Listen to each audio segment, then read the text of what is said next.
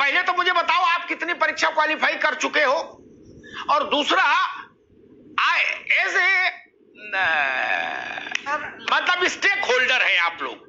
जी sir, आप मुझे समझाइए, आपकी समझ क्या कहती है, हम सरकार से क्या कहें कि ऐसा ऐसा कर दो, बच्चे ये चाहते हैं ताकि परीक्षा भ्रष्टाचार मुक्त हो पाए, क्या होना चाहिए? आप ग्राउंड जीरो पर रहते हो, छात्रों के बीच में रहते हो, अधिकारियों से भी जूझते हो, जाके आयोगों में भी जाते हो प्रतिवेदन लेके, तो आपको जमीन की चीजें ज्यादा पता है। मुझे बताइए क्या होना चाहिए। बिल्कुल बिल्कुल बिल्कुल सर, बिल्कुल सर।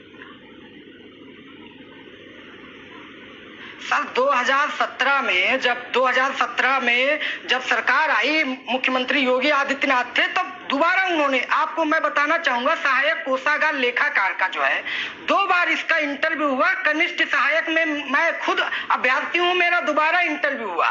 समानता का जो अधिकार है आर्टिकल 16 के अंतर्गत, सर आज वही कैंडिडेट जिसके 66.50 नंबर है उसको अंदर किया, 66.50 मेरे नंबर है, मैं भी कनिष्ठ सहायक का स्टूडेंट हूं, और मैं आज कोर्ट कचहरी के धक्के खा रहा हूं। कहां से? चलिए ठीक, मैं कैसे पैसा लाता हूं, ठीक है, अच्छी बात है, मैं आपको सर नहीं बता सकता, लेकिन आप सोचिए सर, गरीब मजदूर किसान का बेटा इन कोर्ट कचहरी के चक्कर में कैसे पड़ेगा सर।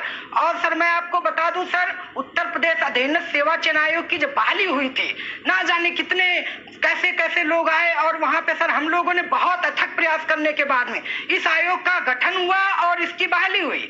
तत्पश्चात सर क्या हुआ कि इस आयोग की जो कार्य प्रणाली इस समय चल रही है सर, सब सुसुप्त अवस्था में पड़ी है। यहाँ तक कि सर जो इनके अधिकारी है फ्री का पैसा उठा रहे, कोई इनके पास काम नहीं है। आपको मैं सर बताना चाहूंगा, खादी ग्राम उद्योग टेक्निकल, इसका जो है सर इसमें पूरा इन्होंने गबन मारा। जो युवा जिसको वाकई में नौकरी मिलनी चाहिए थी उसको इन्होंने बाहर किया आरटीआई के माध्यम से। जब वहां पर पता किया गया तो उन्होंने कहा आरटीआई का जवाब देने के लिए हम बाध्य नहीं। आबकारी सिपाही में इन्होंने रिजल्ट को पेंडिंग करके रखा।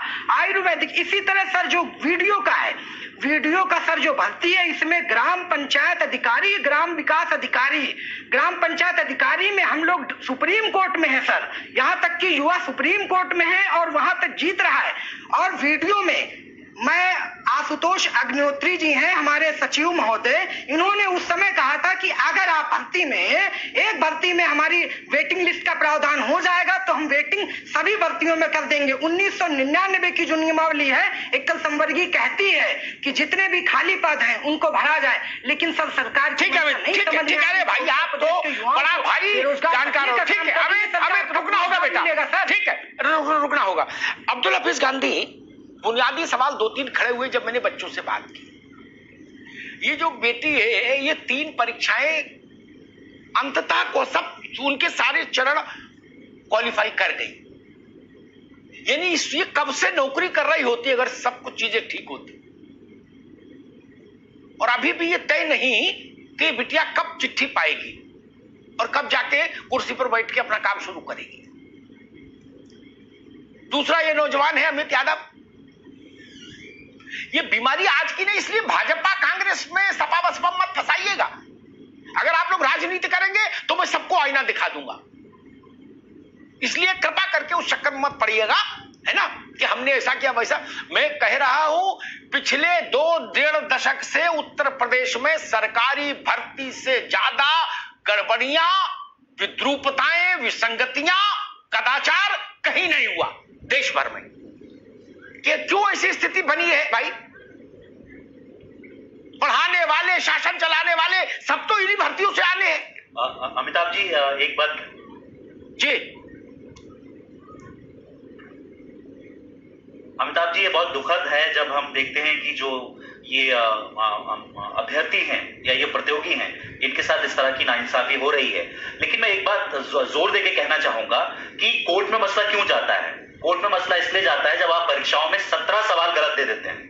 और ये कौन लोग जिम्मेदार है 17 सवाल गलत देने की? क्योंकि अगर 17 सवाल गलत है, इस पर मेरिट पे बहुत ज्यादा असर पड़ता है। दूसरा ये कि जब आप फॉर्म भरवाते हैं तो कट ऑफ कुछ और होता है, लेकिन एग्जाम के बाद आप कट ऑफ सरकार बदल देती है, तो इसके लिए कौन जिम्मेदार है? फिर मसला कोर्ट में चला जाता है। तो इस तरह की जो त्रुटियां हैं, इस तरह की चीजें क्यों होती हैं? और जो लोग जिम्मेदार हैं उनके खिलाफ एक्शन क्यों नहीं होता है? हम बार बार सुनते हैं कि एसआईटी बिठाई गई, जांच बिठाई गई, लेकिन उन जिम्मेदार अफसरों के खिलाफ कभी भी एक्शन हमने होते नहीं देखा, जिनकी वजह से गलत सवाल आए थे और मसला कोर्ट में चला गया, जिन्होंने जो है कट ऑफ जो है चेंज की, फॉर्म में कुछ और है और परीक्षा के बाद कट ऑफ कुछ और है। तो जो अफेक्टेड लोग हैं वो कोर्ट जाएंगे, क्योंकि जब मेरिट का सवाल है तो मैं समझता हूं कि बहुत सारे अफेक्टेड लोग हैं वो कोर्ट जाएंगे, और कोर्ट में भी इसको देखना चाहिए कि ये मसले बहुत जल्दी प्राथमिकता के आधार पर उनका फैसला देना चाहिए, क्योंकि यदि कोर्ट भी इसमें देरी लगाएंगे तो इनके जो प्रतियोगी हैं इनके साथ कहीं ना कहीं। ठीक है अब्दुल हफीज गांधी साहब, विजय सिंह के पास चलूंगा। अब्दुल भाई जो बात की उसमें एक अपना अनुभव जोड़ूंगा, मैं सिर्फ अपने अनुभव की बात करूंगा, बाकी आज ज्यादा बात नहीं करूंगा।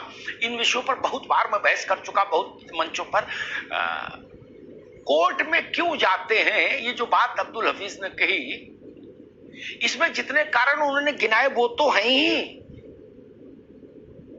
और इन सबसे बड़ा लेकिन एक महाकारण है, जिसे कृष्ण ने कहा गीता में कि सब कारणों का महाकारण में, वैसा ही महाकारण है।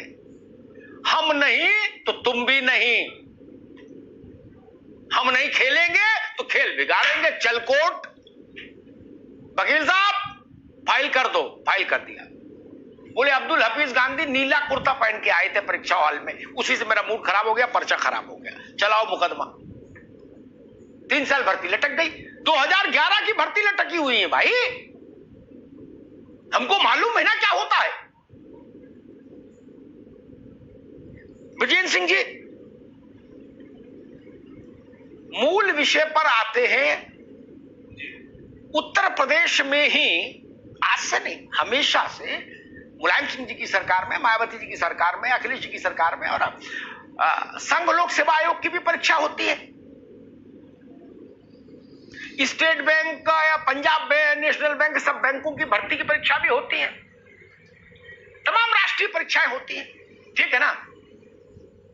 कहीं लफड़ा नहीं, कहीं लोचा नहीं, कहीं बवाले जान नहीं, कहीं मुकदमा नहीं।